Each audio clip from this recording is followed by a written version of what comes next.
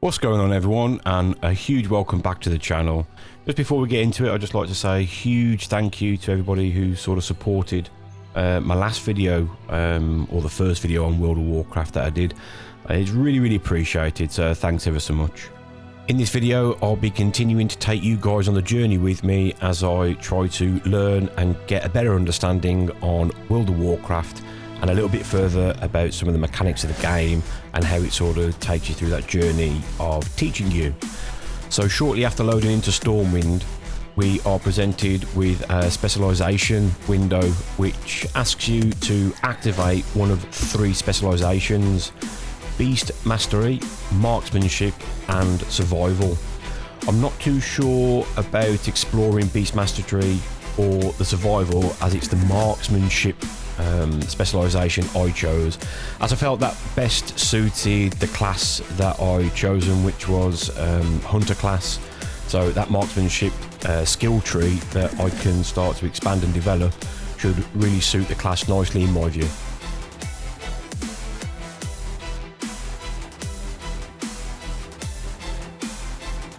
Feel free to pause the video and have a read through the other specialisations if you wanted to understand a little bit more about those. Here we're presented with a skill tree which has two trees. One is for hunter points, which I assume is because of the type of class that we're playing, and then the second tree is through the specialisation that we've just selected, which is marksmanship. I have no clue or any sort of further in-depth knowledge about the skill tree, apart from it looks like an awesome feature where I can really try to grow and develop my character skills based on the class and specialisation that I've chosen, which I'm sure we'll get further into as we continue in our journey. Next, I was absolutely blown away by the appearance feature. There are so many appearances, even at this really early stage in the game, that it allows me to view on the character. Obviously only a few selectable at this stage, as I am at the start of the journey, but the ability to look into some of the appearances that you could have is fantastic. And honestly, it's an area that looks really in depth, and I'm really looking forward to working towards achieving some of the higher tier appearances. Very nice feature.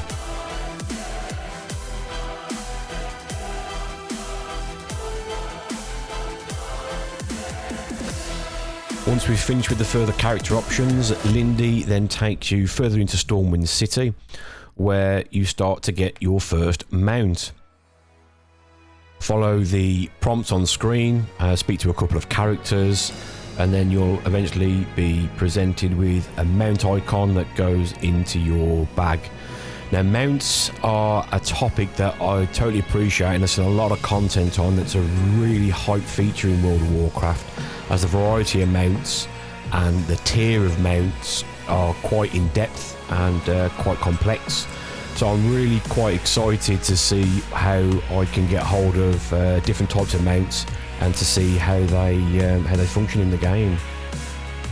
It's fairly straightforward to what I found to equip the mount. It's drag and drop the icon into the bar, and just a simple click of the icon summons your mount, and you can also click it again to dismount.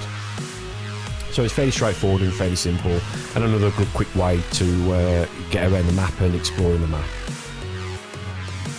Then we go into a little bit more about specialisation.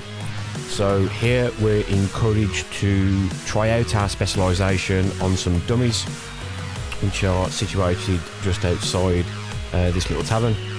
Once we enter the training ground, we open up the specialisation window, or the talents window, where we've got our skill tree. And it was just a simple case of dragging and dropping a certain skill into the bar at the bottom, which is really straightforward and quite simple, and something that I found that works really well in Warcraft so far. Although it's quite a complex interface, they do a great job at making it as simple as possible through the drag and drop feature. As I chose the marksman talent, one of the skills is a skill called the aim shot, which I assigned to the bar, as you can see here, and it ultimately is a little bit of a heavy attack. It does take, though, a few seconds to build up and then it will release some heavy damage. But I found out a little bit later on in the journey that you can't activate this particular skill while moving around. You have to be stood still. So it took me some time to really learn how to use this skill effectively.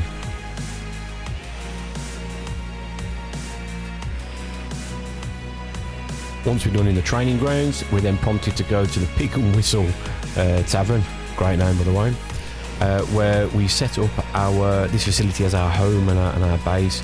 I'm yet to really explore what this means. I don't know whether this is sort of to transport you to a known place, but nevertheless it's good to have somewhere within the city to call your home. Once we've finished accepting the quests for the home and the base, we're then ordered to go and see Captain Garrick.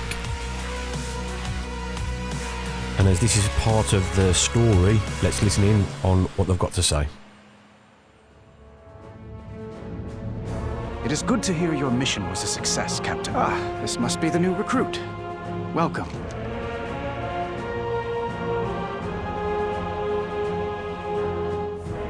Best of luck to you.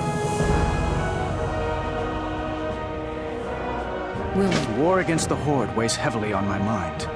What news do you bring, Spymaster?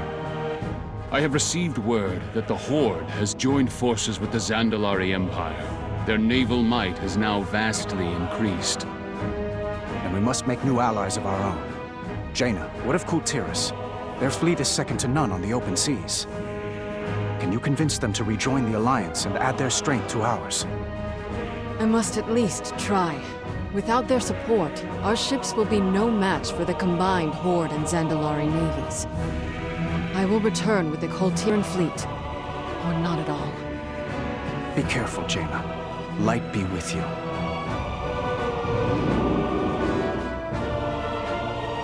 Anduin, need I remind you that Jaina is the reason Kultiras left the Alliance? They will never welcome her back. That is why she will not be going alone.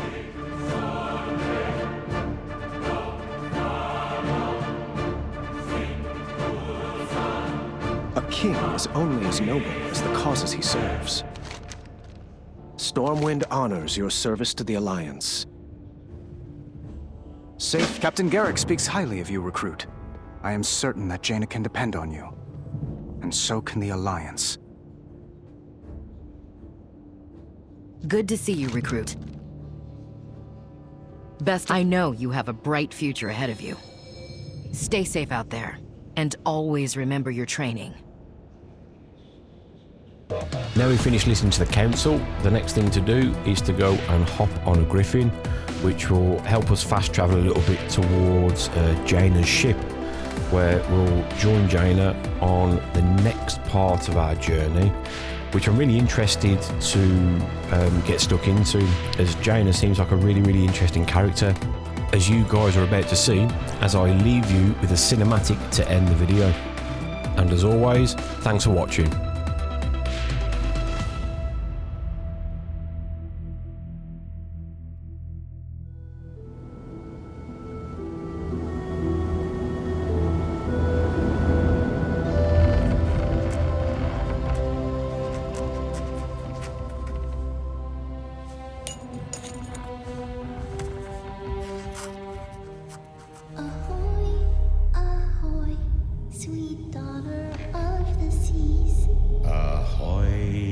Child be mine, the Admiral's will, his whole entire world, for as long as stars do shine.